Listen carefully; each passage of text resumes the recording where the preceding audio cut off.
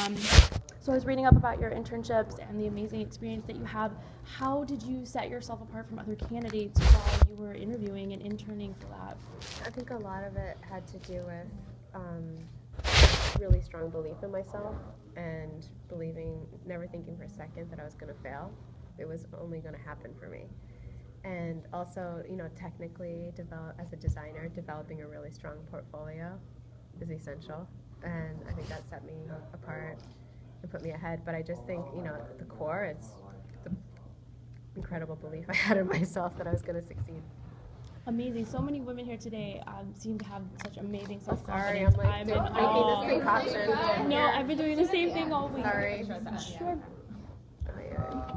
So you've worked in the retail industry from the ground up. What advice do you have for someone who's in the retail industry on the ground looking to advance their career?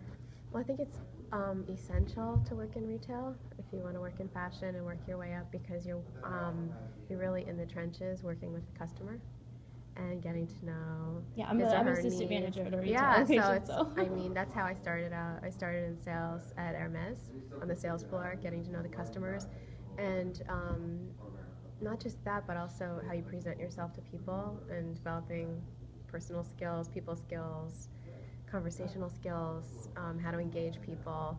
I think it's really essential on so many levels, and fantastic experience for anyone.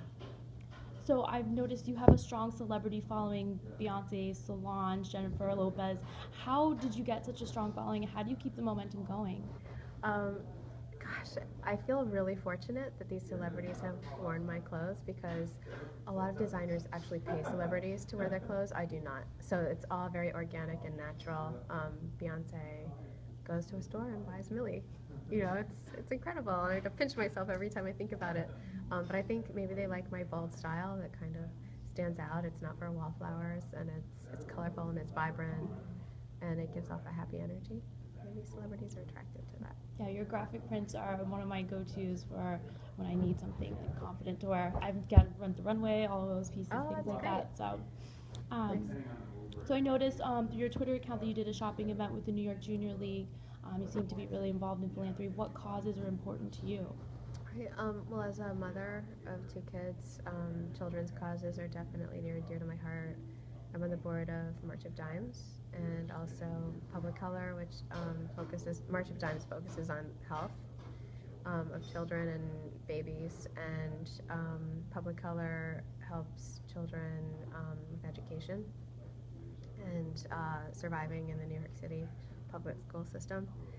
And I'm also involved in the arts as well, with various museums, and it's my 3 passions. So you've had a really unconventional career path. How did you have the confidence to know that you were on the right path? Well, I always knew I wanted to be a fashion designer from a very early age. Maybe I was 11, I knew. So everything I did was kind of channeling in that direction. Working in retail, as we spoke of that, going to design school instead of going to a traditional university. Like, all my choices were putting me in that direction. And when you are looking for top talent in your own industry, what do you look for? Someone who can handle tasks and think ahead, be proactive, not reactive. That's something I look for. And a very good personality, can-do attitude. It's very important. So you've worked all over, you've worked abroad. I'm sure you faced some communication challenges along the way. How do you overcome those challenges? Can you say that question again? Sorry. You've studied abroad, you've worked abroad. Mm-hmm. I'm sure that you faced challenges with communication, things like that. I know you speak French. How was that learning and kind of immersing yourself in that culture and overcoming those challenges when you are kind of new to a country? I definitely tried to avoid Americans and make local French friends so that I could, become part of the local community, which was very helpful.